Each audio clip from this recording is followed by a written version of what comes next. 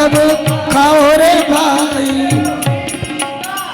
ले लो नींबू का तुम ये अचार, देव ना देव महाराज बना छप्पन प्रकार, देव ना देव महाराज बना छप्पन प्रकार, देव ना देव महाराज।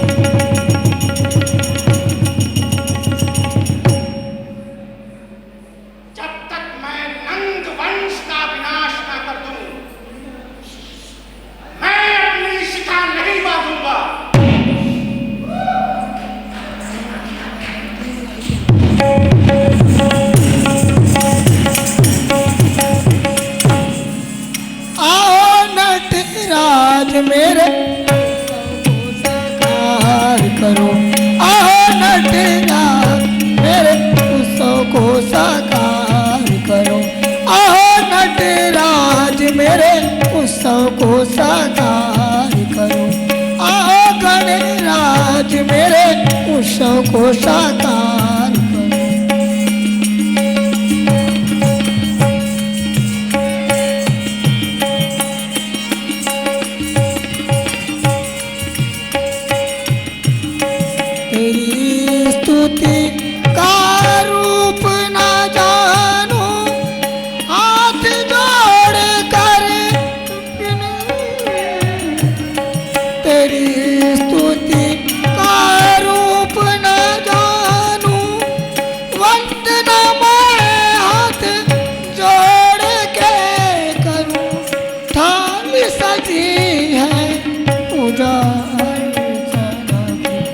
थाली सजी है पूजा अर्चना, स्वीकार करो मेरे गणराज, आओ नटराज मेरे उत्सव को साकार करो, आओ गणराज मेरे उत्सव को साकार करो।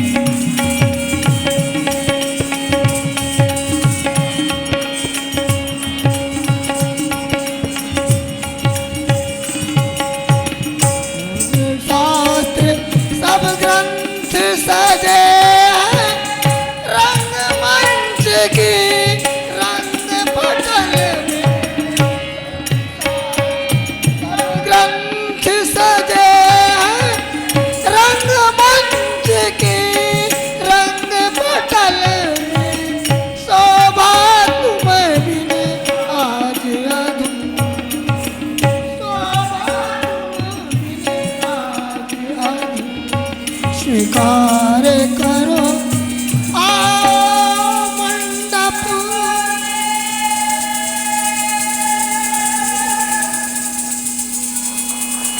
और नटराज आओ गणराज।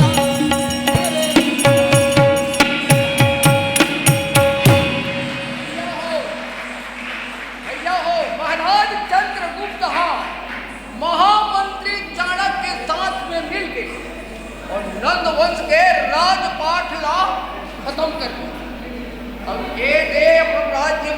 आए। हे चाणक्य कूटनीति और चंद्रगुप्त राजा के युद्ध नीति एकर सामने में नंदवंश के कोई चाल नहीं चली, सब धाराशाली। अब हे हमर सैनिक में लड़त लड़त लस खा गिरी। अब के दे हमन लड़ाई ले आए हैं और मैं जात हूँ अपन घर डहार कि हमर घर में होवत का है।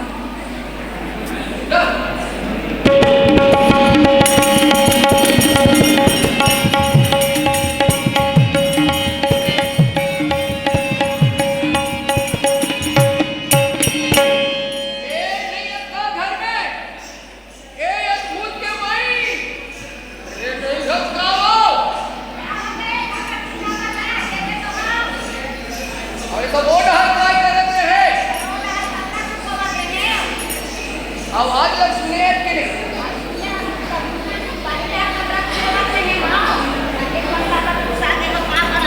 दूसरा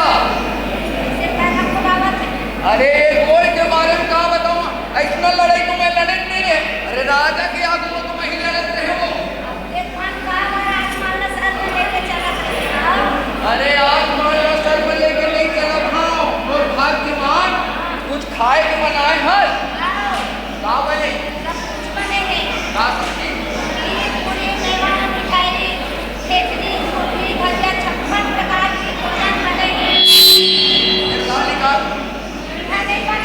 कहाँ बने हैं? राजा के राजमहल में बने। अरे करिएगा खबर बोला कैसे हुई? कैसे? हाँ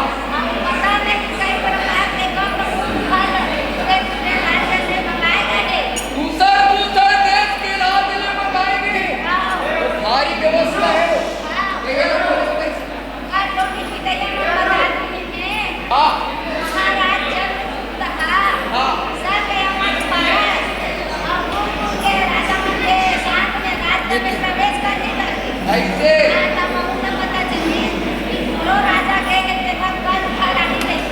अच्छा तब ऐसे क्रिया खाए नहीं मिले उन्हें मिली व्यवस्था उन्हें है तब उन्हें जाओ। चल चल चल चल चल चल चल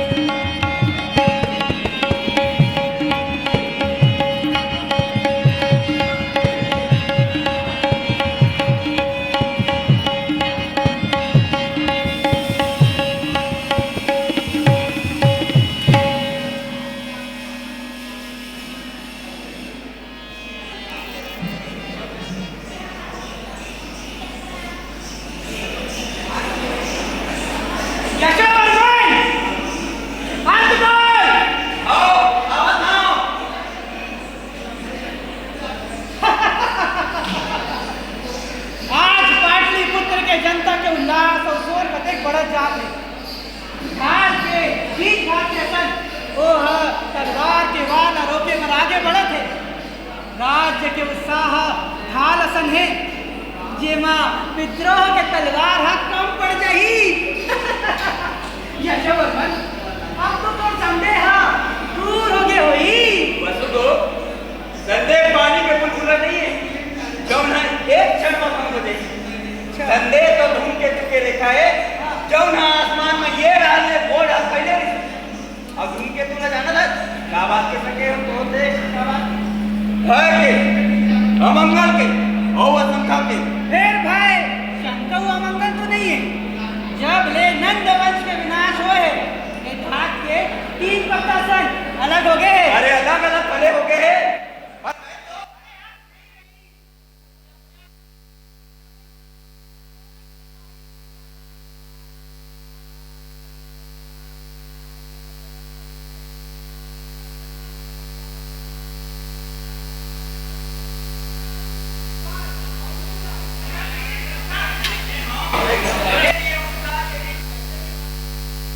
जेमा व्यंग और नकली हंसी के ध्वनि हुई जनता मन के नंद के प्रति अभी राजभक्ति कमती नहीं हुए।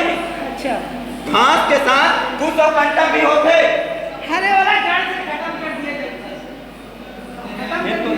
ये तो ना मालूम नहीं है का नंद के मंत्री राक्षस नकली भेद बना के ये डाले वो डाल घुमा थे। नंद नहीं है, हेरो कर मंत्री तो है जो ना कुकुर से बाहर ना छिपे। अरे बोला चीने में राखी है भाई। अरे और डर देखना, सोल पते पड़ जाते। जा खिड़की का बंद करके आओ।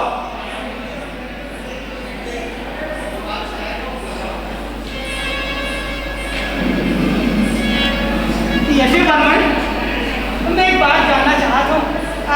जब महाराज चंद्रगुप्त राज्य में प्रवेश करी तो सबसे पहले शासन की व्यवस्था ठीक करी। तो मालूम नहीं है का महामंत्री चाणक्य के दिमाग में दिन भर फुटने ही चलते और उस पर कुछ चलबे नहीं करे। ऐसे मने महाराज केवल बल के प्रयोग करे थे और बाकी नीति है महामंत्री के काम में। हाँ, अच्छा, आचार्य चाणक्य की नीति और महाराज के बाहुबल दोनों मिला के नंद वंश के नाश होए।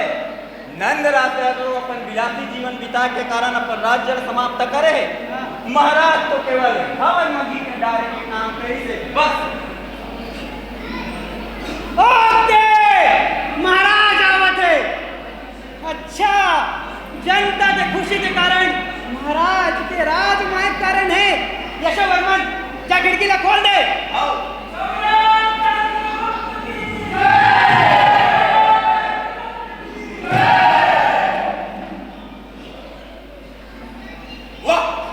महाराज चंद्रगुप्त के ललाट ऐसे चमका थे जैसे चंद्रमा के रोशनी। शरीर के तेज बिल्कुल सैनिकतन है। आँखी में तेज है, अब मुझे सांप के सन दिखाते। मुकुट मसूरिया के लालिमा है और गले में मोती के माला और कमर में म्यान चमकाते। देखना सही कहा था महाराज, साक्षात वीर रस के मूर्ति लागत है। तो दे सैनिक मनावत है।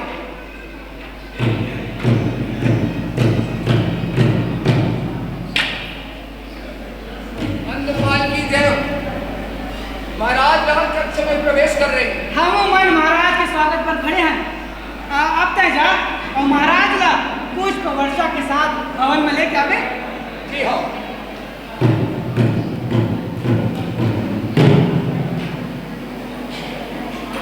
महाराज चंद्रगुप्त के ग्रीक सैन्य संचालन के कौशल मैं तक्षशिला में देखे रही। तबे तो महाराज पूरा देश में अपन राज स्थापित कर सकते और आने वाले समय में विदेशी नीति के साथ दूसरा राज्य में भी अपन शासन स्थापित करी। ऐसे मोला लगा थे और ये बात बहुत कमाल मिला पता है। तो कहे के मतलब है राजनीति के साथ नारी।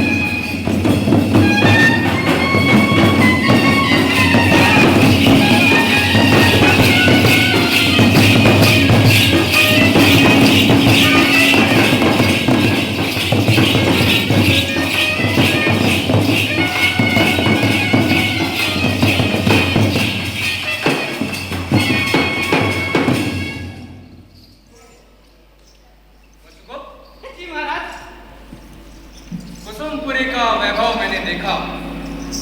मुझे ऐसा प्रतीत होता है जैसे युद्ध की भैरवी ने गेरुआ वस्त्र धारण कर लिया हो और वो सन्यासिनी हो गई। नगर की शोभा मलिन है, जैसे तलवार की झंकार वायु में विलीन हो गई। नागरिकों का उत्साह गीदड़ के कोलाहल जैसा सुनाई देता है, जिसे हमें मनुष्यता देनी है। लोगों से कहो कि वे अपने घर जाएं। जो आज्ञा सम्राट। चलो जी, मेरे साथ चलो। मैं क्या कहा तो मेरे साथ आओ।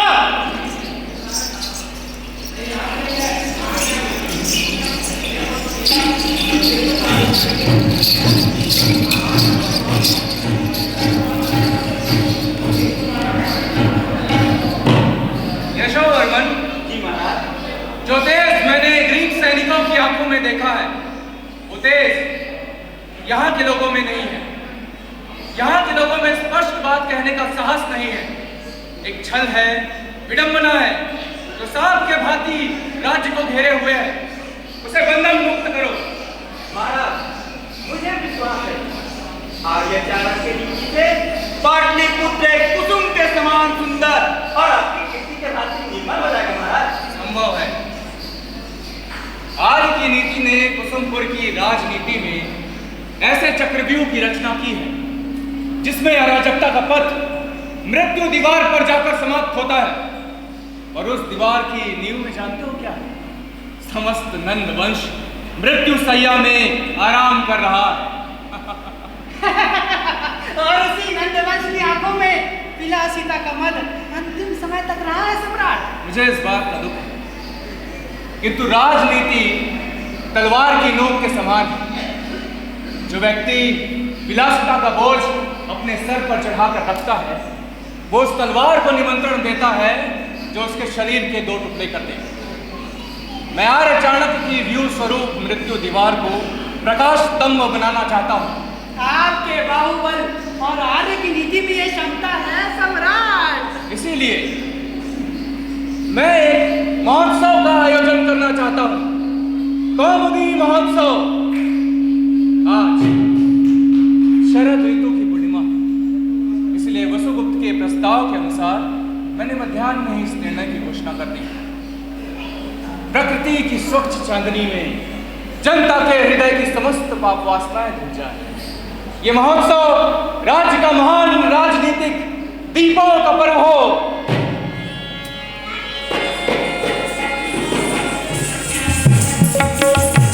शरद पूनम की रात आयो री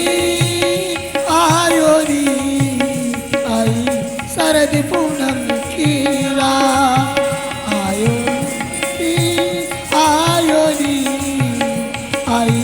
शरद पूनम की रात रिम झिम होने लगी है। रिम झिम होने लगी है। अमृत सी बरसात आयो रे आई। शरद पूनम की रात आयो रे आई। शरद पूनम की रात आयो रे आई।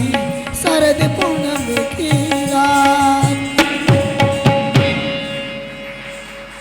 महाराज, पाटलिपुत्र के सिंह द्वार में अभी तक गीदड़ों का ही स्वागत किया था, लेकिन आपके आने से सिंह द्वार का नाम सार्थक हुआ सम्राट। तुम प्रसन्न कर देने वाली बात कह सकते हो। इसीलिए तुम्हें राज्य का नागरिक ना होने के बावजूद कोष का प्रधान समाहर्ता नियुक्त किया। तुम लुभावनी बातें कहकर अच्छी तरह कर एकत्र कर सकते हो। ये आपकी दयालुता है सम्राट। किंतु याद रहे, प्रजा का संतोष ही मेरे सुख का अग्रदूत है। जी महाराज। लो पुष्कर, कौमुदी महोत्सव के लिए राज्य के नागरिकों में उत्साह है या नहीं? सम्राट, जिस वक्त से आयोजन का संवाद संपूर्ण बचत तक पहुंचा है, उस वक्त से प्रत्येक नागरिक ने नंद की पूता के बरस आपकी उदारता का भरत वाक्य जोड़ दिया है। सम्राट ने आर्य चाणक्य की सहायता से शास्त्र और पृथ्वी का उद्धार किया है। महाराज, आपका राज्य में प्रवेश करना शस्त्र विजय का सूचक है, जिसमें शास्त्र का संतोष है और पृथ्वी का कल्याण है। महाराज, नागरिकों में कुछ व्यक्ति नंदवंश के समर्थक हो सकते हैं और नंदवंश के विनाश से उनका अशांत होना स्वाभाविक है। इसलिए कौमुदी महोत्सव की ये घोषणा असंतोष को सुख और उन्माद से भरकर राजभक्ति की तरफ उठा सकती है। नगरी का ऐश्वर्य देख बैर विरोध भूल सकते हैं, विचारों की दिशा में परिवर्तन हो सकते हैं, किंतु हमें सचेत रहना होगा। सचेत रहने की विशेष आवश्यकता नहीं है। नगरी का ऐश्वर्य जननी का सुख है और माता का सुख देखकर किस पुत्र को उत्साह नहीं होता। अपरिचित व्यक्ति की ओर से आई हुई कल्याण कामना जब रुचिकर ज्ञात होती है तो सम्राट आप जैसे दयालु व्यक्तित्व की ओर से की गई कल्याण कामना लोगों के दिलों में श्रद्धा और भक्ति की मंदाकिनी प्रवाहित किए बिना नहीं रहेगी। ऐसा ही हो। हाँ पुष्पदन, कौमुदी महोत्सव का क्या प्रबंध किया है? सम्राट, कौमुदी महोत्सव के आयोजन पर नायक ने राज्य को सजाने में अपनी पूरी शक्ति लगा दी। सोन और गंगा के संगम पर 100 नौकाओं को आपके शुभ नाम के आकार में सजाकर उन पर 40 हाथ ऊपर आकाश दीपों की भव्य व्यवस्था की गई है, जिससे शरद चंद्रिका के हाथ के साथ सम्राट का नाम भी दीपों का आलोक मंडल बनाता हुआ नागरिकों के हृदय में घर कर जाए। वाह, ये मनोवैज्ञानिक चातुर्य है। महाराज, नगर के सभी दीवारों के 64 द्वारों पर मंगल कलशों की तरंगें सजाई जाएगी। मानो दूर से ऐसा लगे कि कुसुमपूर्ण प्रकाश का सरोवर हो, जिसमें चारों तरफ दीप किरणों की 64 तरंगें प्रवाहित हो रही है। वाह, ये सौंदर्य रचना तो अकल्पनीय है। और महाराज, प्राचीन के चारों तरफ सोन नदी की नहर में लाखों दीप दान होने से ऐसा दिखाई देगा जैसे नगरी आकाश गंगा बन गई हो। वाह महाराज, महाराज नायक वास्तव में पुरस्कार का अधिकारी है। अवश्य अवश्य। पुष्पदन, तुम इस बात की घोषणा कर दो कि इस आयोजन में जितनी भी मुद्रा व्यय हो वो राजकोष से ना होकर मेरे चंद्रकोष से दिया जाए। प्रजा का संतोष ही राज्य का सुख। सम्राट उदार मना है। नंद राजा तो शास्त्र मुद्राएं प्रजा से लेकर विलास में खर्च करता था और उसी अवसर पर प्रजा को दंडित भी करता था। अपने आप को राष्ट्र घोषित करते हुए भी लोगों के दिलों में थोड़ा भी सम्मान प्राप्त नहीं कर सका। और महाराज, यही हाल अहंकार और विलासिता में मस्त उसके पुत्र घनानंद का भी था। अश्वगुप्त, क्यों रंग में भंग करते हो? ये सब वेदों की बातें हैं। जो जैसा कर्म करेगा उसका भोग उसे स्वयं भोगना है। महाराज, मैं क्षमा प्रार्थी हूँ। पुष्पदन, प्रजा भवनों का श्रृंगार कैसा होगा? महाराज, प्रजा भवनों की श्रेणी पे विविध रंग की मालाएं सजावट के लिए दीवारों पर लगाई जाएगी। प्रकाश की उचित व्यवस्था की जाएगी, जिससे पूरा प्रजा भवन सप्त रंगों के इंद्रधनुष का जगमगाता हुआ सुगंधित हो। महाराज, और इसी अवसर पर सम्राट के समक्ष राज नर्तकी के नृत्य की व्यवस्था भी होनी चाहिए। ये समय नगर की शोभा देखने का होगा, नर्तकी का नहीं। अरे नगरी की शोभा देखने के पश्चात सम्राट विश्राम भी तो चाहेंगे। सम्राट के विश्राम क्षणों को निद्रालु बनाने के लिए राज नर्तकी के नृत्य की व्यवस्था भी तो होनी चाहिए। और उसके लिए जो वसुगुप्त, जाओ। पुष्पदन, सुनो, नायक से कौमुदी महोत्सव की व्यवस्था शीघ्र करने के लिए कहो और मेरे कोष से उसे 500 मुद्राओं के सम्मान की सूचना भी दो। इस महोत्सव की घोषणा मुझे दूर इनाम से मिलनी चाहिए।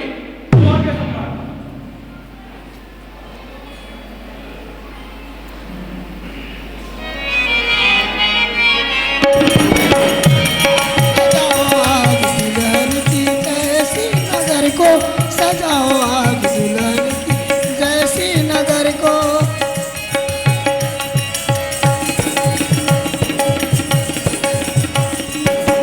राजभवन में हीरा मोती गुद गुद कर लटकाओ। द्वार द्वार पे सोने की कलसा घी का दीप जलाओ।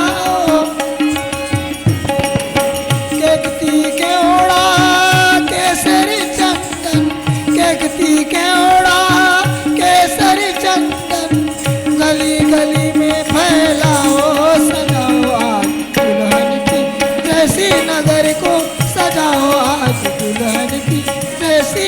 नगर को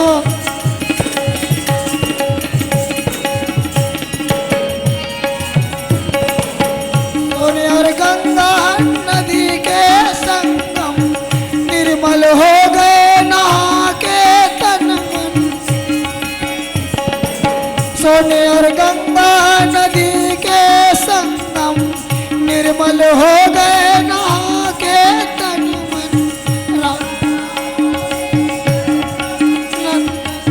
राजा मौर्य की करो अभिनंदन, कमोदी महोत्सव मनाओ, सजाओ आज दुल्हन की जैसी नगर को, सजाओ आज दुल्हन की जैसी नगर को,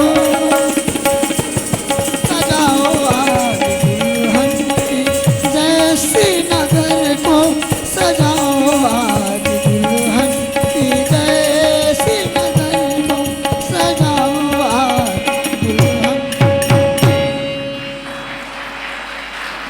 नायक वास्तव में पुरस्कार का अधिकारी है। राज्य की ऐसी सौंदर्य रचना संभवतः पहली बार होगी, क्यों वसुगुप्त? अवश्य महाराज, राज्य में रहते हुए मेरा इतना समय व्यतीत हुआ, परंतु नंद राजा ने विलासिता की ठाह पाकर भी नगरी की ऐसी सौंदर्य रचना नहीं की। सम्राट, ये काम आपके शासन में जाएगा, कुसुमपुर सचमुच सौंदर्य सागर बन सकेगा। वसुगुप्त, ज्यादा प्रशंसा हितकर नहीं। तुम्हारी बातें सुनकर कभी कभी मुझे संदेह भी होता है। किस संबंध में सम्राट? इन चिकनी चुपड़ी बातों को सुनकर परीक्षा करके देख ले। सत्य को सत्य कहना कोई लाग लपेट नहीं है, और आप भी तो स्पष्ट वक्ता हैं, आप इस बात को स्वयं समझते होंगे। चंद्रगुप्त रणनीति के अलावा और कुछ नहीं समझता, बाकी सब आर्य की जिम्मेदारी है। समाहर्ता के नवीन पद पर तुम्हारी नियुक्ति को लेकर आचार्य चाणक्य से पूछने का अवसर ही नहीं मिला। महामंत्री से पूछना बहुत ही जरूरी था महाराज। अनपढ़, तुम्हें मेरा अपमान करने का कोई अधिकार नहीं है। तुम मुझे संग्राम के लिए तैयार कर रहे हो। सम्राट का सेवक और महामंत्री के शिष्य होने के नाते मैं द्वंद्व युद्ध के लिए तैयार हूँ। महाराज, मुझे द्वंद्व युद्ध की आज्ञा दीजिए। यशोवर्मन, ये राजकक्ष है, सम्रांगण नहीं। कौमुदी महोत्सव को रक्त का अभिषेक नहीं चाहिए, और तुम्हें भी इतनी छोटी सी बात पर क्रोधित नहीं होना चाहिए वसुगुप्त। सम्राट, मैं क्षमा चाहता हूँ, किंतु सत्य की रक्षा हो। अवश्य होगी, और आज कौमुदी महोत्सव के अवसर पर सौंदर्य की भी रक्षा होगी। हाँ, तुम राजनर्तकी के संबंध में क्या कह रहे हैं? सम्राट, सेवक यही निवेदन कर रहा था कि आपके विश्राम क्षणों को निद्रालु बनाने के लिए राजनर्तकी के नृत्य की व्यवस्था होनी चाहिए। जरूर होनी चाहिए। तो उसकी सज्जा का विशेष प्रबंध करा दिया गया है। तो राजप्रसाद के उत्तर कक्ष में वेशभूषा से सुसज्जित है। आज्ञा हो तो आपकी सेवा में उपस्थित कर सकता है। मेरी इच्छाओं के पूर्व ही कार्य संपन्न। वाह, मैं तुमसे बेहद प्रसन्न हूँ वसुगुप्त। कौमुदी महोत्सव के अवसर पर तुम मेरे साथ रहोगे। ये मेरा सौभाग्य है सम्राट। इस अवसर पर मुझे तक्षशिला का स्मरण हुआ था, जहाँ 18 विषयों की शिक्षा दी जाती थी। सहस्त्रों विद्यार्थी थे। वहाँ एक मेरे मित्र भी थे, तुमने उनका नाम सुना होगा, प्रसिद्ध संस्कृतज्ञ कात्यायन। हाँ जी। वहीं आचार्य चाणक्य से मैत्री हुई। नीति के ज्ञाता, आर्य के समान बुद्धि और अंतर्दृष्टि में समस्त आर्यवर्त में एक भी व्यक्ति नहीं है। ये मेरा सौभाग्य है कि वे मेरे आचार्य और मगध के महामंत्री हैं। सम्राट, आर्य की नीति अमर होने की क्षमता रखती है। राजनीति के साथ आयुर्वेद आदि में भी महामंत्री निपुण है। चीन के एक राजकुमार अपने नेत्र पीड़ा की चिकित्सा कराने अपने तक्षशिला आए थे, और महामंत्री चाणक्य ने 1 सप्ताह में ही उन्हें स्पष्ट दृष्टि प्रदान की। महाराज, मैं ये जानता हूँ, उनकी राजनीति पर मुग्ध होकर तक्षशिला के शासक आम्भिक उन्हें तक्षशिला में ही रखना चाहते थे, किंतु उन्होंने वहां रहना स्वीकार नहीं किया। उन्होंने मुझे आश्वासन दिया कि चंद्रगुप्त, मैं और तुम मिलकर अखंड भारत का निर्माण करेंगे। और उनका कथन वास्तव में सत्य निकला महाराज। सत्य क्यों नहीं होता? मानवीय हृदय को पहचानने की अंतर्दृष्टि में इतनी अधिक है कि वे एक ही क्षण में उसका संपूर्ण कार्यक्रम स्पष्टतः बता सकते हैं। वे कार्य करने की शैली जानते हैं यशोवर्मन। वे श्रेष्ठ व्यक्तित्व है। आपके सहयोग से वे राज्य को निष्कंटक बना देंगे। मैं भी ऐसा ही अनुमान करता हूँ, किंतु कौमुदी महोत्सव के संबंध में आचार्य चाणक्य से परामर्श नहीं कर सकते। संग्राम के उलझनों ने अवकाश नहीं दिया, किंतु उनको इसकी सूचना अवश्य मिल चुकी होगी। क्यों अवश्य महाराज, और वे आपकी इच्छा का समर्थन ही करेंगे। कौमुदी महोत्सव की उपयोगिता और सामायिकता तो वे अपनी अंतर्दृष्टि से अवश्य ही देख चुके होंगे। सम्राट, समय अधिक हो रहा है। राजनर्तकी के नृत्य के संबंध में क्या निर्णय करते हैं? उसका नाम क्या है? अलका। महाराज, वो बेहद खूबसूरत और विशिष्ट कला की रुचि है। मैं उसे देखना चाहूंगा। अवश्य महाराज, वो राजप्रसाद के उत्तर कक्ष में वेशभूषा से सुसज्जित है। आज्ञा हो तो आपकी सेवा में उपस्थित करूं। जैसी सम्राट की इच्छा, महाराज की जय हो। यशोवर्मन जी महाराज। आज राज नर्तकी का नृत्य देखकर राज्य की उत्कृष्ट कला का परिचय प्राप्त कर सकूंगा। महाराज, मेरा एक निवेदन है। तो विलासी नंदवंश की राजनीति में ये राजनर्तकी अलका है। क्या?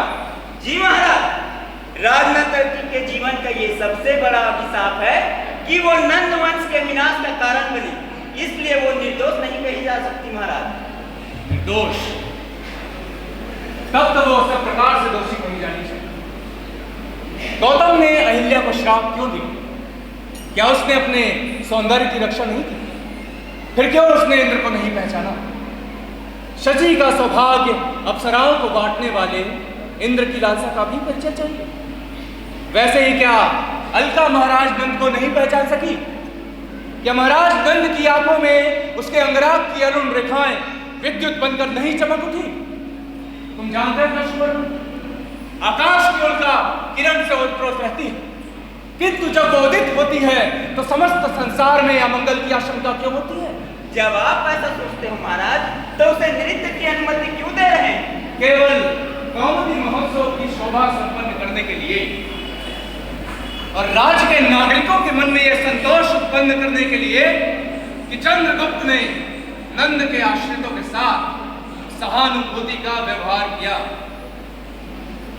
तुम जानते हो यशोवर्मन, नंद के लिए जो विष था उसे मैं अमृत में बदलना चाहता हूं, किंतु नंद की राजनीति राजनर्तकी से कुंद हो गई, तलवार की म्यान बनकर रह गई। मैं अलका को म्यान बनाकर रखना चाहता हूं।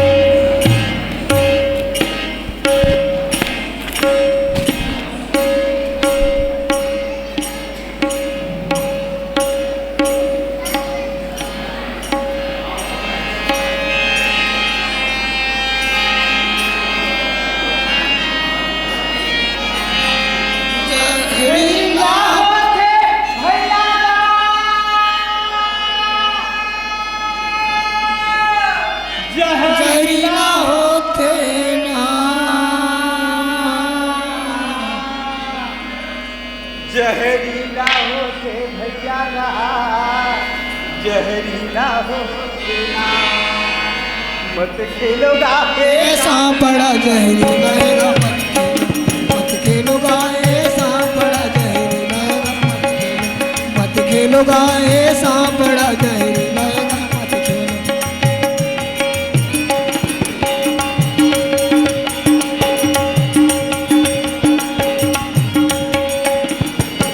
से भी बढ़ चढ़ के होते राजा बड़ा जहरीला, सांप से भी बढ़ चढ़ के होते राजा बड़ा जहरीला,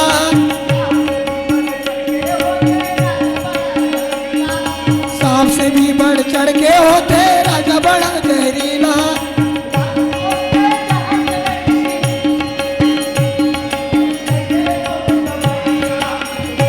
ए सांप बड़ा जहरीला है गा मत खेलो गाए, सांप बड़ा जहरीला है गा मत खेलो।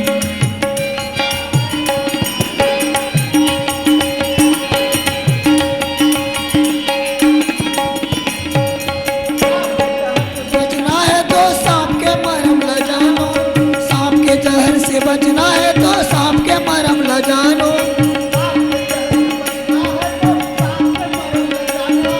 सांप के जहर से बचना है तो सांप के मरम ल जानो।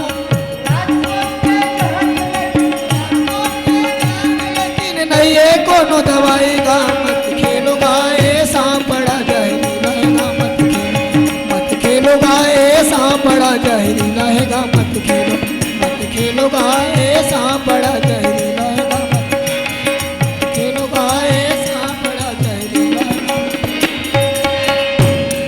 आय, का कहे मैं कौन हूं?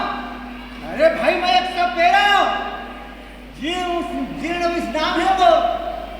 ये देख सांप धरे हो सांप, कैसे कहे देखना चाहता है, एक खेल देखना चाहता है। नहीं नहीं नहीं नहीं नहीं नहीं नहीं मानस, ये बता तय कौन है तो का काम कर सकते ला पहली बता। आए राज कर्मचारी है और तब तो कहूँ सांप से खेलता भैया, बिना मंत्र जाने वाले सपेरा के और बिना राजनीति जाने वाले राज कर्मचारी के कितना हाल होते जानते, जैसे बिना अंकुश के हाथी पर चढ़िया हाथी बांध के होते। हाँ सांप पे खेल देख बच्चे, ये मैं नहीं देखा हूँ, चलो घर में देखा हूँ। कैसे कहे मोरो घर में पहुँच नहीं है, अरे तोर पहुँच रहे चाहे झर है, पर मोर तो धंधा ऐसे है, मैं जहाँ जाता हूँ तहाँ पहुँच जाता हूँ जी। चल अरे तो खसक के मुलाकात करे बने, मुला तो आचार्य से मिलना है, बस चला आचार्य के।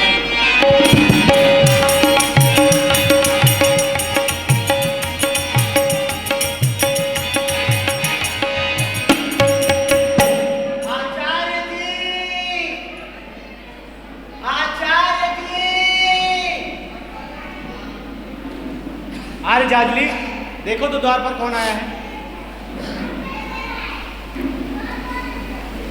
कहो के भाई कौन हंसता है? हाँ, मैं एक सपेरा जीर्ण विश्राम है वो, आचार्य के सामने मां सांप को कुछ खेल दिखाना चाहता हूँ। अच्छा हाँ। यही में रुके। हाँ। मैं जाऊँ तो तब बताऊँ। हाँ हाँ ठीक है। हाँ। आचार्य एक सपेरा है, वो कह रहा है कि वो आपको सांप का खेल दिखाना चाहता है।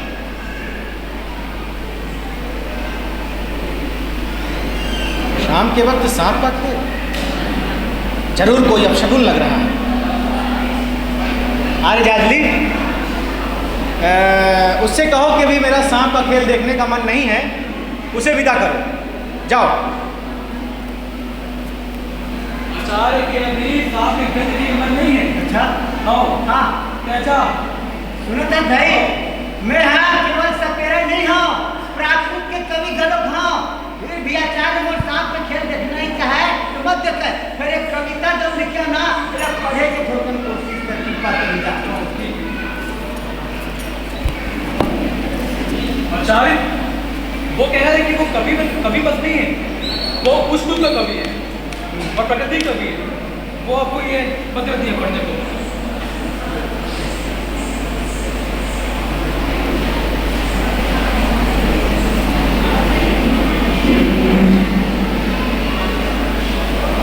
ये तो कोई गुप्तचर लगता है। अरे जाजली उसे अंदर ले आओ। चल आचार्य को अंदर बुलाओ। हाँ। आचार्य की जय हो। प्रसन्न रहो, आओ बैठो। अरे जाजली तुम जा सकते हो। हाँ भाई बताओ।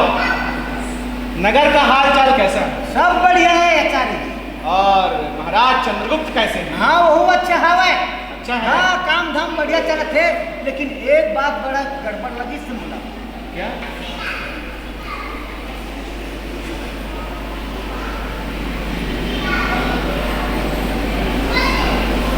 तो ये बात है? हाँ तुम जा सकते हो।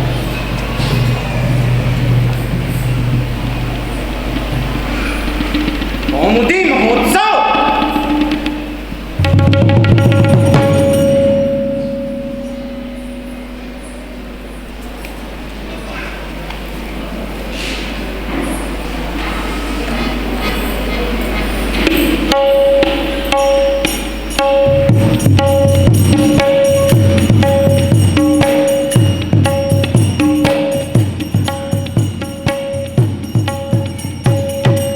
क्या कारण है मुझे कौमुदी महोत्सव के प्रारंभ की सूचना अभी तक नहीं मिली? सम्राट की जय हो, सम्राट की जय हो, सम्राट की जय हो। हाँ सम्राट, आज्ञा हो तो राज नर्तकी को आपकी सेवा में उपस्थित करूं। जरूर। वो मेरे कक्ष के वातावरण को नृत्य और संगीत में मुखरित करे। जैसी सम्राट की इच्छा। यशोवर्मन जी महाराज। नृत्य और संगीत कौमुदी महोत्सव की वो प्रस्तावना जिसमें उमंग की रूपरेखा मंगल के रंग में सुसज्जित होती है। नृत्य मेरी मनोहर भावना है जिसमें सुख का रहस्य जागता है।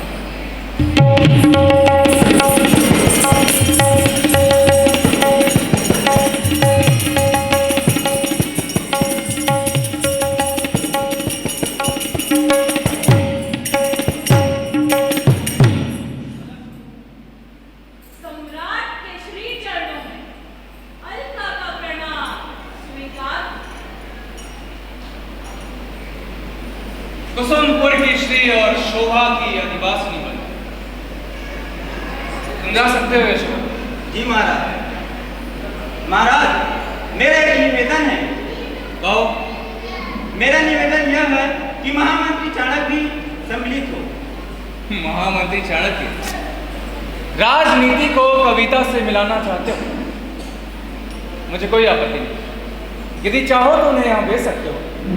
वे भी राजनीति के कुचक्रों से थक गए होंगे, उन्हें भी थोड़ा विश्राम मिलेगा। जैसी महाराज की आज्ञा। राजनीति और कविता। क्यों राजनीति? तुम राजनीति के ताल पर नृत्य कर सकते हो। सम्राट, अभी तो राजनीति की मेरी मृत्यु की ताल, किंतु उसकी ओर मैंने कभी ध्यान दिया नहीं। नर्तकी का राजनीति से क्या संबंध? वो तो राज्य की सेविका मात्र है। इन्हीं बनावटी शब्दों में अनुचरी स्वामिनी बन जाती है। ये बताओ महाराज, नंद तुम पर मोहित थे या तुम नंद पर आसक्त थे? सच्ची नारी मोहित होना नहीं चाहती, वो आत्मसमर्पण चाहती है। जो नारी काम के वशीभूत होकर सुख चाहती है, वो रूप का व्यापार करती है, हृदय का समर्पण नहीं। सम्राट, तो तुम किस व्यापार में विश्वास करती हो, रूप के या हृदय के? हृदय का कोई समर्पण नहीं होता। हाँ, तो हृदय का समर्पण सही। उस समर्पण की कोई भाषा नहीं है। जिस समर्पण में भाषा होती वो व्यापार बन जाता है, और रूप का व्यापार कभी नहीं होता। किंतु नंद राजा तो हृदय का व्यापार करते थे और उसी में अपना सारा राज्यभार। क्या ये बात सत्य नहीं है? सत्य है सम्राट, किंतु पुरुष तो सदैव व्यापारी रहा। वो व्यापार में अपना सब कुछ लुटा सकता है। पुरुषों के प्रति तुम्हारी बहुत हीन दृष्टि है राजनीति की। ठीक उसी प्रकार जिस प्रकार पुरुषों की नारियों के प्रति हीन दृष्टि होती है। वे नारी को अपने प्रेम आलिंगन में बांधकर विलासिता की सामग्री बनाकर छोड़ देते। परंतु कोई नारी बलपूर्वक विलासिता की सामग्री नहीं बनाई जा सकती। वो अपनी विजय के लिए विलासिता की सामग्री बनती है और दोष पुरुषों को देती है। जब तक विश्वास ना खत्म हो तब तक नारी का स्थान पुरुष के हृदय में अटूट रहता है। असत्य बोलने पर वो अभिशाप बन जाता है। पुरुष सब कुछ सहन कर सकता है, किंतु एक बार विश्वास प्राप्त करने के बाद वो किसी पर पुरुष का आलिंगन सहन नहीं कर सकता। वास्तव में पुरुष हृदय से बहुत कमजोर होता है, इसका लाभ स्त्री भरपूर उठाती है। तुमने देखा होगा ज्यादातर हिंसक पुरुष ही होते हैं और उस हिंसात्मक प्रेम में अपने आप को हवन कर देते हैं। आप राजनीति के सम्राट हैं और सेविका पैरों से कुचली हुई धूल। सम्राट, क्या मैं आपसे निवेदन कर सकती हूँ? निराशा की बातें ऐसे समय में उचित नहीं। तुम जानती हो आज कौमुदी महोत्सव का आयोजन है। इस राज्य की प्रजा मेरे साथ आनंद विभोर होना चाहती है। तुम्हें अपनी कला के प्रदर्शन से समूचे राज्य का मनोरंजन करना है। जो आ गया सम्राट। लेकिन राज नर्तकी तो पैरों की धूल है। क्या उसे सर पर कटाना? तुम्हारी बातें सम्मोहन का काम करती है, किंतु एक बात याद रखना, धूल भी सिर पर चढ़ सकती है। सत्य, जब वो विकराल रूप धारण करती तो जरूर सिर पर चढ़ती।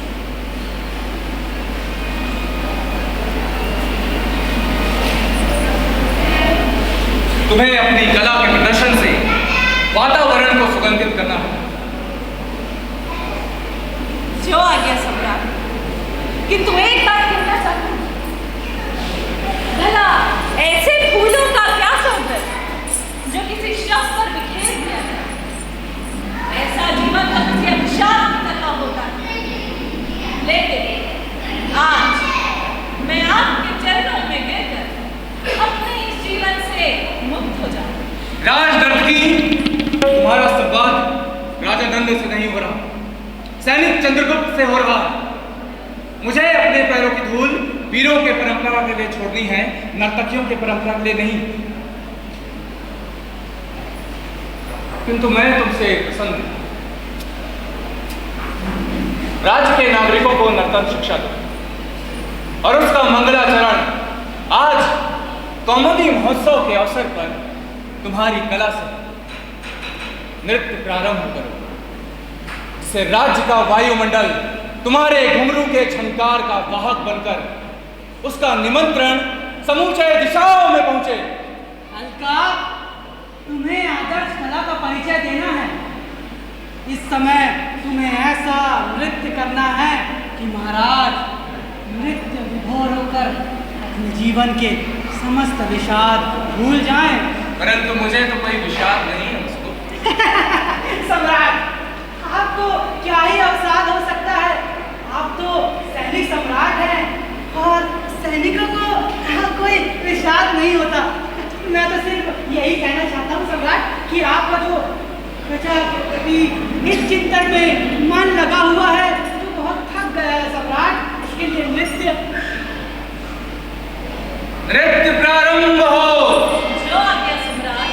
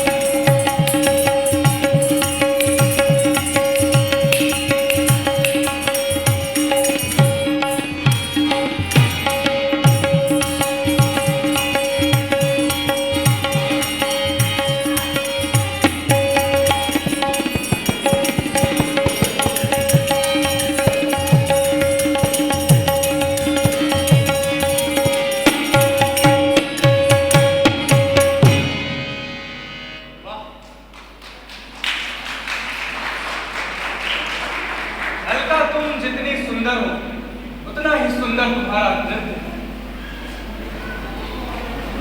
ये लो अपना पुरस्कार। पुरस्कार दिया जा रहा है, मुझे खबर नहीं, पुरस्कार नहीं दिया जाएगा। आचार्य चरण, आप प्रणाम करता हूँ। यशस्वी भव। ऋषभ, आग बुझ जाने के बाद भी उसकी रात गरम है।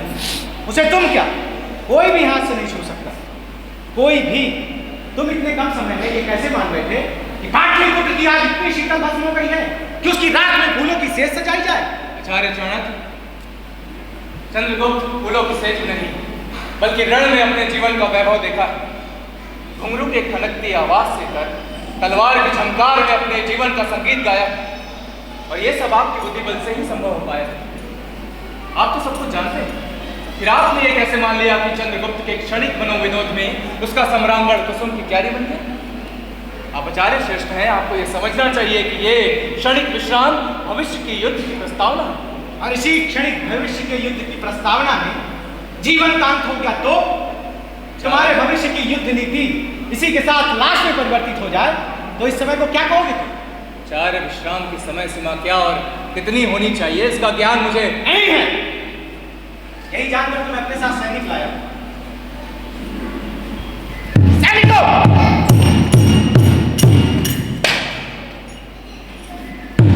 समाज और राजनीति को अपने नियंत्रण में लो। हानि की जय हो। जय माता होगी। राज मर्यादा भंग हो रही है। आचार्य वसुगुप्त अपने नवीन समाहर्ता हैं, परंतु इस समय अपराधी है। अपराधी? हाँ, अपराधी। सम्राट, मैं अपराधी नहीं हूँ, मैंने कोई अपराध नहीं किया, मैं निर्दोष हूँ। मेरा सच कोई न है। मैं नारी हूँ। नारी की मर्यादा सुरक्षित हो सम्राट। नारी नियंत्रण में सदैव नियंत्रण, पूरा जीवन बस बंधन बंधन और बंधन। मैं स्वयं नियंत्रण में। आचार्य चाणक्य, कुछ भी नहीं कहना इस समय चंद्रगुप्त। मैं अपना कर्तव्य अच्छी तरह समझता हूँ। सभी को दोनों को बंदी बनाकर कारागार में ले जाओ, ले जाओ।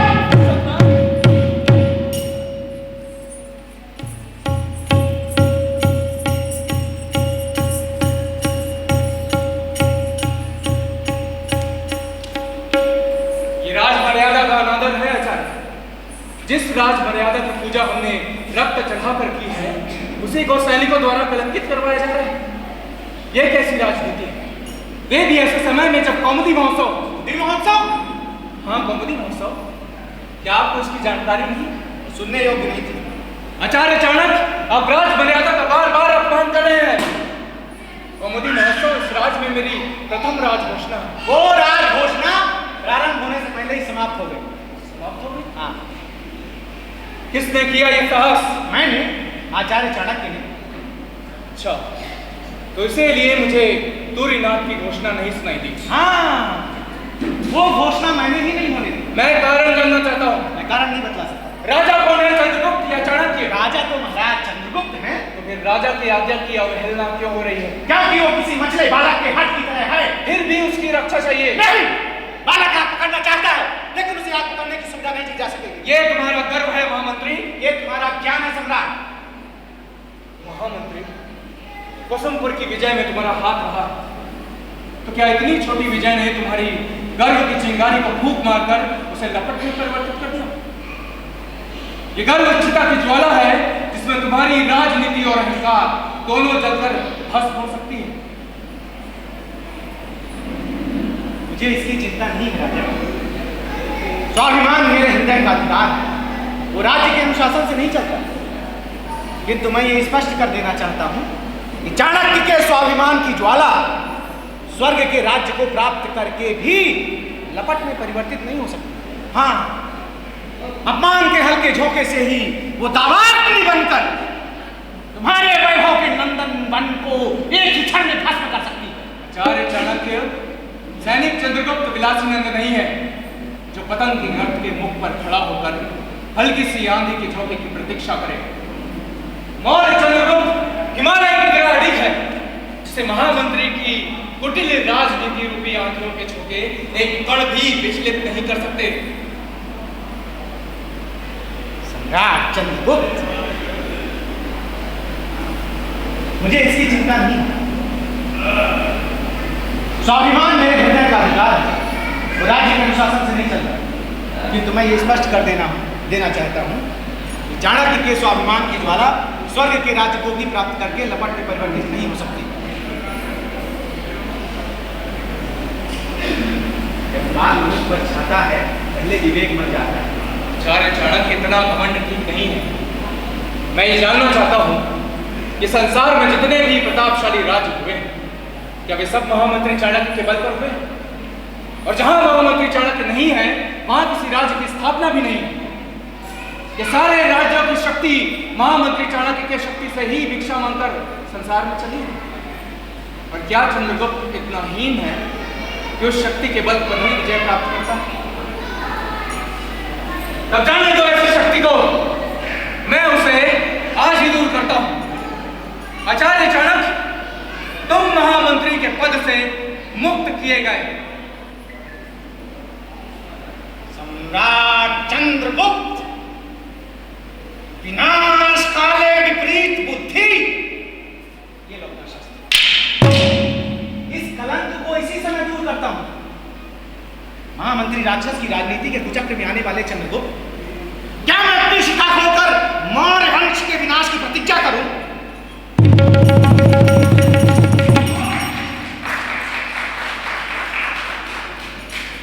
जिस चंद्रगुप्त की शिखा सर्पणी बनकर नंद वंश को एक ही दंशन में समाप्त कर दिया, क्या मौर्य भी उसी पर हाथ रखना चाहता है? जिस चंद्रगुप्त को अपना आत्मीय समझकर कुसुमपुर के सिंहासन पर विराजित किया, क्या आज उसी के लाश से शमशान को सुसज्जित करूं? वाह रे आचार्य, ब्रह्म ज्ञान में जीवित रहने वाला आज राजनीति के षड्यंत्रों से हानित हो रहा है। लेकिन चंद्रगुप्त में कालकूट को भी पी जाने वाले नीलकंठ की शक्ति है। मैं ये जानता हूं, शस्त्र अब मेरे अधिकार में। आज मैं संपूर्ण राजनीति अपने बाहुबल में केंद्रित कर कुसुमपुर का शासन करूंगा और विद्रोह की ज्वाला को शांत करने के लिए महायज्ञ करूंगा। करो, इसी समय करो। वो राजनीति, वो महायज्ञ, और उसमें तुम भी भस्म हो जाओ। आज कौमुदी महोत्सव का आयोजन करो। समाहर्ता वसुगुप्त की चाल में आकर राजनर्तकी का स्पर्श करो और अपने मृत्यु को निमंत्रण दो। मेरे आनंदोत्सव से ईर्ष्या करने वाले चाणक्य, तुम यही कहो, आचार्य को इन ऐश्वर्यों से द्वेष होना स्वाभाविक है। आत्मचिंतन में जो सुख है विशल, वो इन तुच्छ भड़कीले श्रृंगार में नहीं। श्रृंगार जो अपने साथ मौत को आमंत्रित करता दिखाई दे रहा है। शत्रु के गुप्तचरों और राजनर्तकी पर विश्वास करने वाला सम्राट एक ही पदक्षेप में मृत्यु का आलिंगन उसी भांत करता है जैसे पतंगा दीप शिखा के भीतर जलती हुई ज्वाला में भस्म। तुम भी भस्म हो जाओगे और अपने वैभव का जला हुआ काला धुआं पीछे छोड़ जाओगे। अपनी राजनीति पर अविश्वासी बने हुए चाणक्य, तुम प्रत्येक नर्तकी को विश कन्या और प्रत्येक व्यक्ति को गुप्तचर समझ सकते हो। राज्य सीमा की रेखा पर रेंगती हुई तुम्हारी आंखों की पुतलियां काले कीड़े की तरह केवल निरीह जीवों की हिंसा करना जानती है। महामंत्री की विशेषता मुझे, मैं तुम्हारा महामंत्री नहीं हूं। मैं भी तुम्हें सम्राट नहीं कह रहा हूं। मैं केवल एक आचार्य हूं जिसकी शिखा बहुत दिनों तक बांधी रही और वो तभी खोली गई जब उसने अपनी प्रतिज्ञा अनुसार नंद वंश का विनाश कर दिया। अब उसके सामने केवल दो ही मार्ग हैं, या तो वो अपनी शिखा खोलकर मौर्य वंश के विनाश की प्रतिज्ञा करे, या नक्षत्रों के नेत्रों से विश्व भरा पृथ्वी को अपनी शांति और करुणा से सींचे। तब समस्त सृष्टि में उसका राज्य होगा। पशु पक्षी जीव जंतु नर वानर मानव किन्नर सब उसके सहचर होंगे और वो हवाओं के झकोरों में झूमता हुआ मधुर धुन के साथ तुम्हें क्षमा करेगा। ये तपोवन नहीं है और चंद्रगुप्त क्षमा का ना तो पात्र है ना ही अभिलाषी। अब तपोवन के हवन कुंड में हिंसा करो या कुछ कंडक चढ़ने वाले हिरणों को क्षमा करो। किंतु जाने के पूर्व नवीन समाहर्ता वसुगुप्त और राजगर्भ की अलका पर लगाए हुए लांछन का निवारण करना होगा। और यदि ये लांछन झूठा साबित हुआ तो राज्य का दंड विधान अपराधी को पहचानता है। यही मेरा अंतिम आदेश है। अपने नए महामंत्री को आदेशित करना। मैं तुम्हारे सामने सत्य के उद्घाटन हेतु वचनबद्ध नहीं हूं। जो आचार्य सत्य के उद्घाटन को अपना धर्म न समझे उसे मैं किस नाम से संबोधित करूं? सत्य का उद्घाटन मैं अपनी इच्छा से करता हूं, और यदि इस सत्य को आप सभी के समक्ष प्रस्तुत कर दिया, इसके बाद मैं यहाँ एक क्षण भी नहीं ठहर सकूंगा। यहाँ का वातावरण अभिशाप बनकर मेरे रोम रोम में बदले की भावना उत्पन्न करेगा। सर्वप्रथम प्रमाण उपस्थित किया जाए।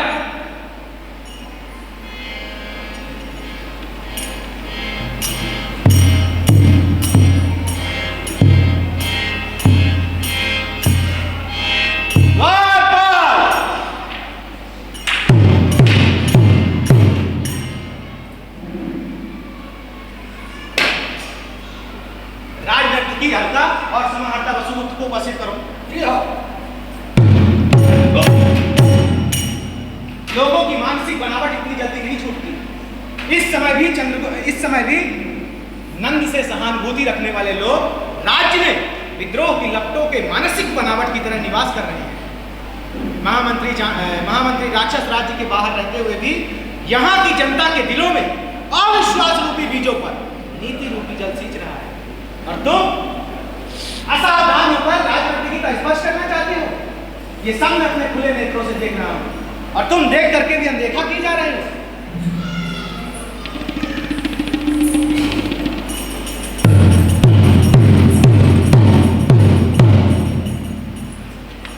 हाँ, समाहर्ता वसुगुप्त, राजनर्तकी अलका, तुम लोग जा सकते हो।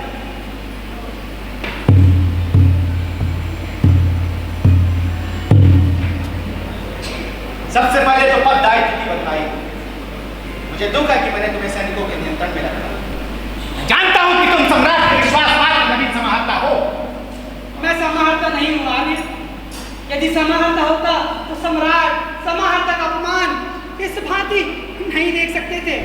और कुसुमपुर के राजकक्ष में आज तक किसी नारी का अपमान नहीं हुआ सम्राट।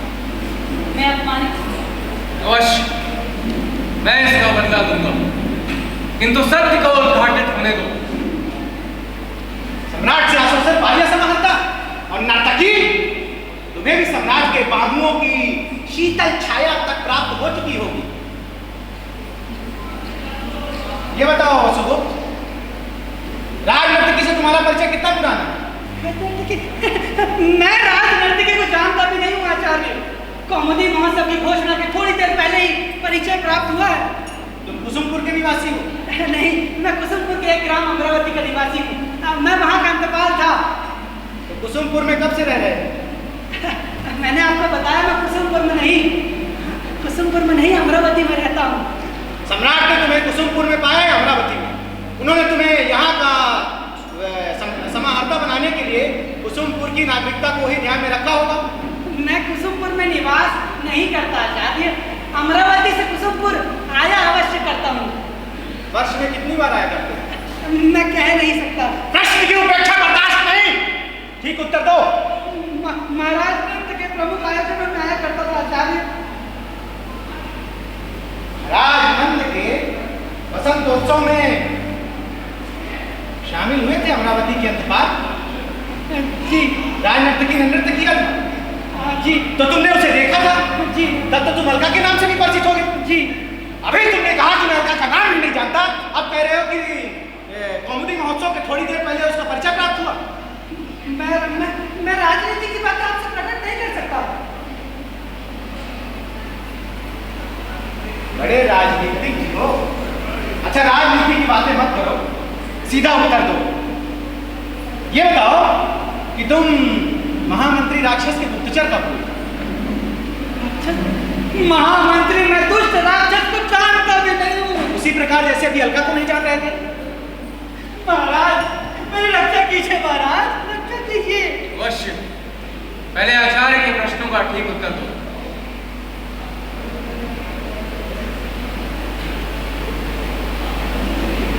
महाराज, मैं उत्तर देने में असमर्थ हूँ।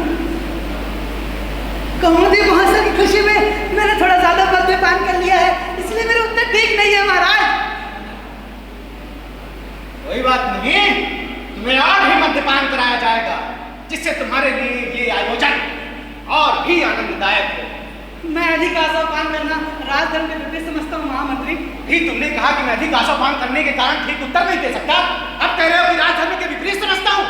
मैं राजनीति की बातें आपसे प्रकट नहीं कर सकता। बार बार राजनीति, प्रत्येक विषय में राजनीति। राज्य का समाहर्ता आचार्य से राजनीति के प्रश्न नहीं करेगा। हाँ, मद्यपान करने में भी तुम्हारी राजनीति है। हाँ, तुम्हारी नहीं है, मेरी है।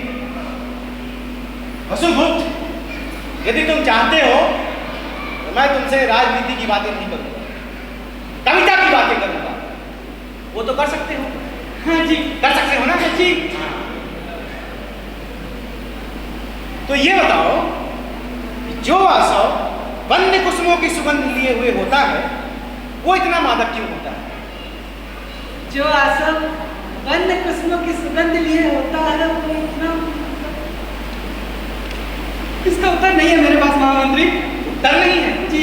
मैं बताता हूं। जो आसव वन्य कुसुमों की सुगंध लिए हुए होता है, वो इतना मादक इसलिए होता है कि सुंदरियां उसे अपने हाथों से पान कराती हैं। ऐसी सुंदरियां जिनके नेत्रों में मादकता होती है, वो अपने नैनों से पलकों को गिराते हुए मादकता का संचार करती है, जिसमें पुरुष भाव विभोर होकर गोते लगाना शुरू कर देता है। महामंत्री, आप तो राजनीति और कविता दोनों में पारंगत है। चाणक्य की सूखी शिराओं में कविता कहां? लेकिन मैं तुम्हें कविता देना चाहता हूं। अच्छा, एक बात और पूछे जी। ये बताओ कि सुंदरियों के नेत्रों में अधिक मादकता होती है या अधरों में?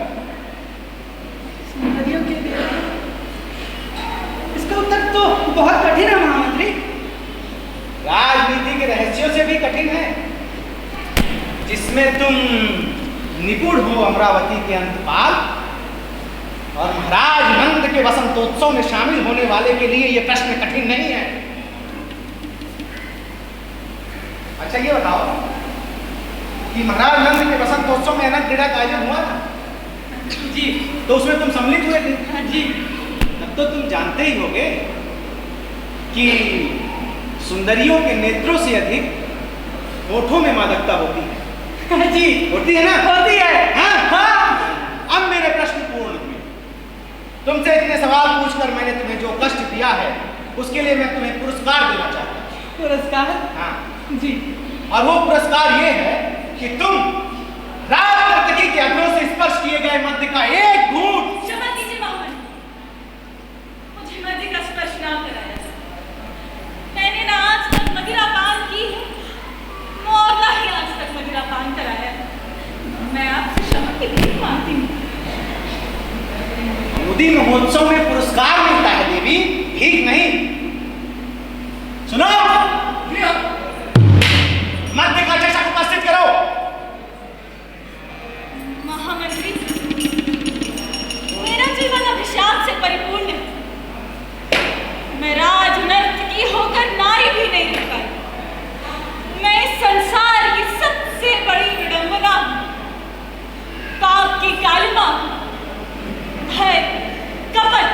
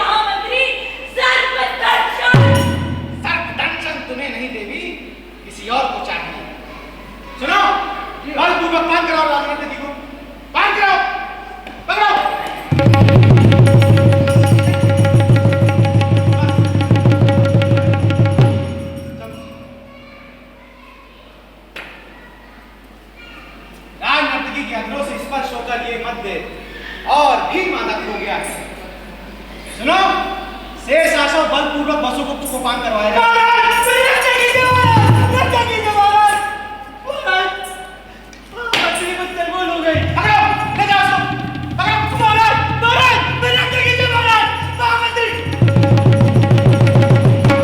बस छोड़ दो।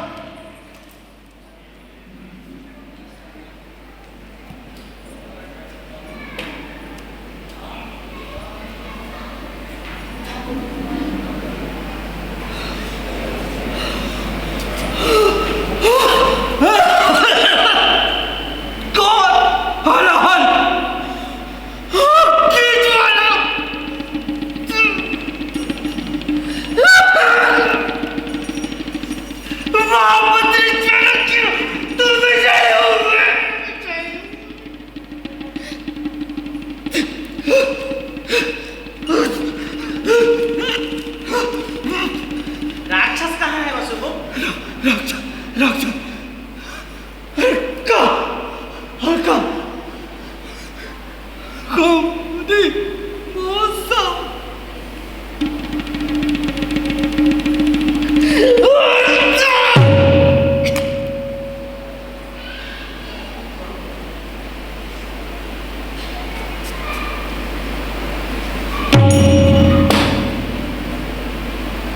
वसुगुप्त अभी संसार में नहीं है चंद्रगुप्त।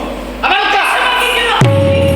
क्षमा कीजिए सम्राट, मैं निर्दोष हूँ। मैं आप दोनों से अपने प्राणों की भीख मांगती हूँ। मुझे क्षमा कर दीजिए सम्राट, मुझे क्षमा कर दीजिए महामंत्री। सम्राट ने आपके चरणों में गिरकर ये तुम्हारे पैरों में अपने दांत गड़ाकर तुम्हें मृत्यु मुख में ढकेल देगी। ये इसका अंतिम प्रयोग होगा। नारी के रूप में भयानक सर्पिणी विषकन्या वसुगुप्त से कौमुदी महोत्सव का प्रस्ताव करवाकर असावधान चंद्रगुप्त को मरवाने की सोची समझी चाल चली गई थी।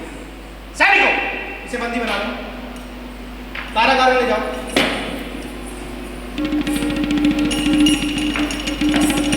ले जाओ। इसका प्रयोग शत्रुओं पर किया जाएगा। हाँ, सम्राट चंद्रगुप्त, महामंत्री राक्षस द्वारा ये वसुगुप्त भेजा गया था, जो गुप्तचर था और नर्तकी विषकन्या। इस सत्य का उद्घाटन आप सभी के समक्ष मैंने अपनी इच्छा अनुसार किया और अब मैं अपनी प्रतिज्ञा अनुसार यहाँ एक क्षण भी नहीं ठहर सकूंगा। तपोवन मेरी प्रतीक्षा कर रहा है। सम्राट चंद्रगुप्त अपने नवीन समाहर्ता का अंतिम संस्कार और कौमुदी महोत्सव का आयोजन दोनों साथ साथ करो और अपना राज्य संभालो।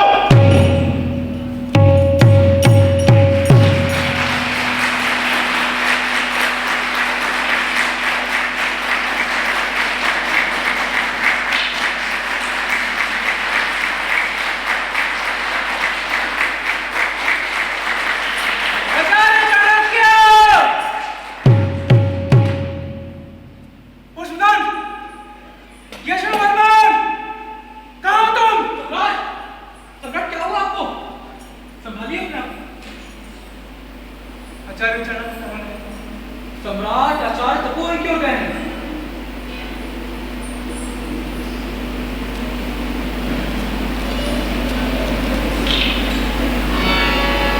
चंद्रगुप्त ये घोषणा करता है कि जिसने भी विश्वासघात किया है उसे दंड देने का समय आ गया है।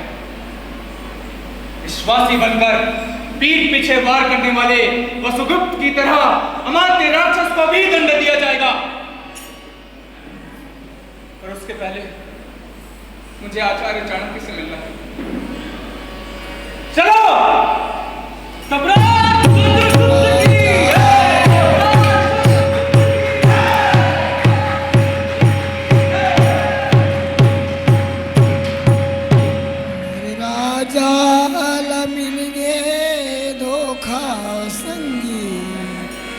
छल से छलनी हो गए मोरे राजा, मोरे राजा ल मिल गए धोखा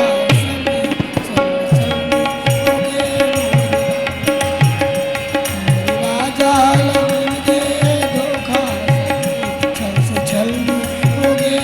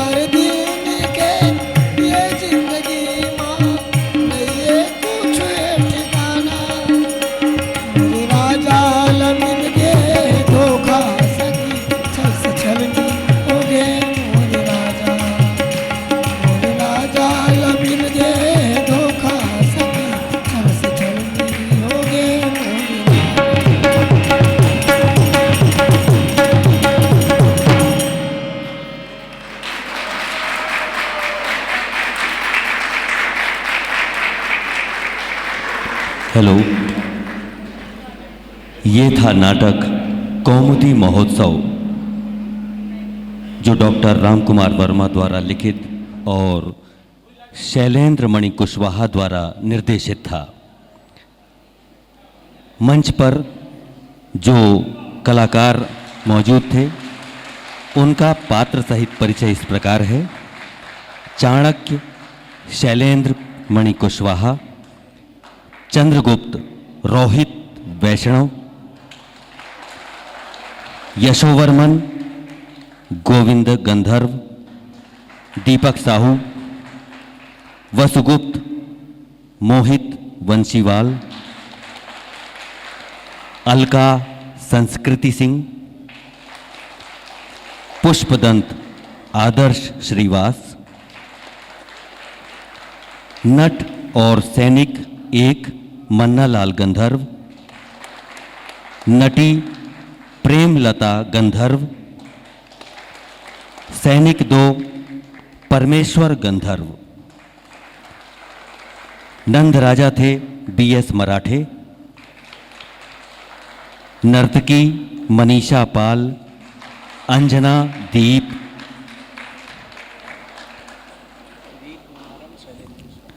गीत मनहरन शैलेंद्र कुशवाहा का था,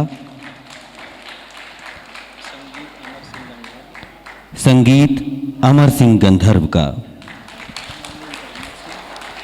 हारमोनियम पर अमर सिंह थे, तबले पर जलेश्वर गंधर्व जी, ढोलक पर मंजीरा प्रेमलता गंधर्व,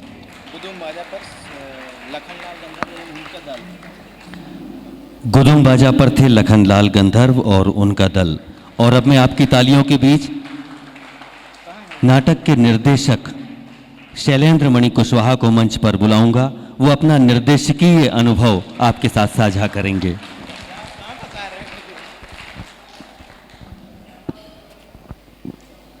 ये कौमुदी महोत्सव का मंचन था, प्रस्तुति थी। शुरू में थोड़ी दिक्कतें हुई होंगी और मुझे लग रहा है कि आप लोगों को नाटक अच्छा लगा। आपकी जो लास्ट में तालियां बजी उससे लगा कि आप लोग जुड़ गए थे नाटक में। तो आप लोगों का भी बहुत बहुत शुक्रिया। आप इस नाटक का हिस्सा बने, हमारा मनोबल बढ़ाया, हमारा संबल बनाया। इसके लिए हम आप सभी का शुक्रगुजार हैं। बहुत बहुत धन्यवाद।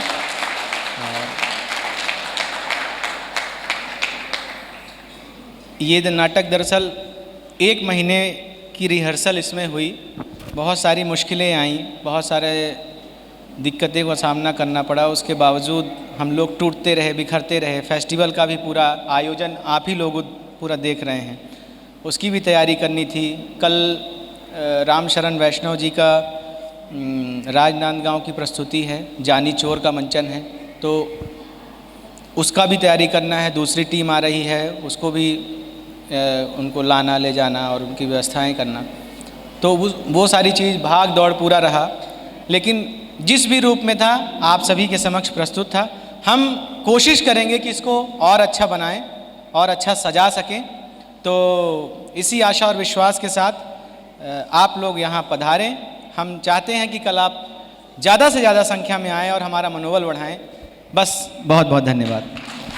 आपकी उपस्थिति में मैं इस नाटक के निर्देशक को स्मृति चिन्ह भेंट करवाना चाहता हूं सुरेंद्र वर्मा जी से कि कृपया वो आएँ और स्मृति चिन्ह भेंट करें। मैं निवेदन कर रहा हूं। हमारे बीच प्रियदर्शी जी हैं, नीतीश प्रियदर्शी जी, वो भी मंच पर आ जाएं। सभी कलाकार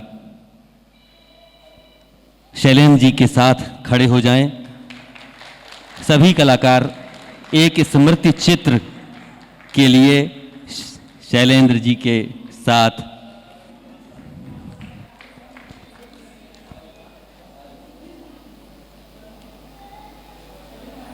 कल की प्रस्तुति राजनांदगांव की टीम की है, जानी चोर।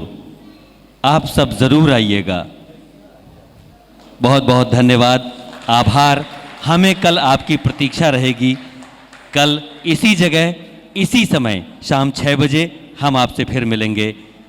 राष्ट्रीय रंग संगम के इस नाट्य महोत्सव के दूसरे दिन आप यहाँ पर आए, इसका हार्दिक धन्यवाद, हार्दिक आभार।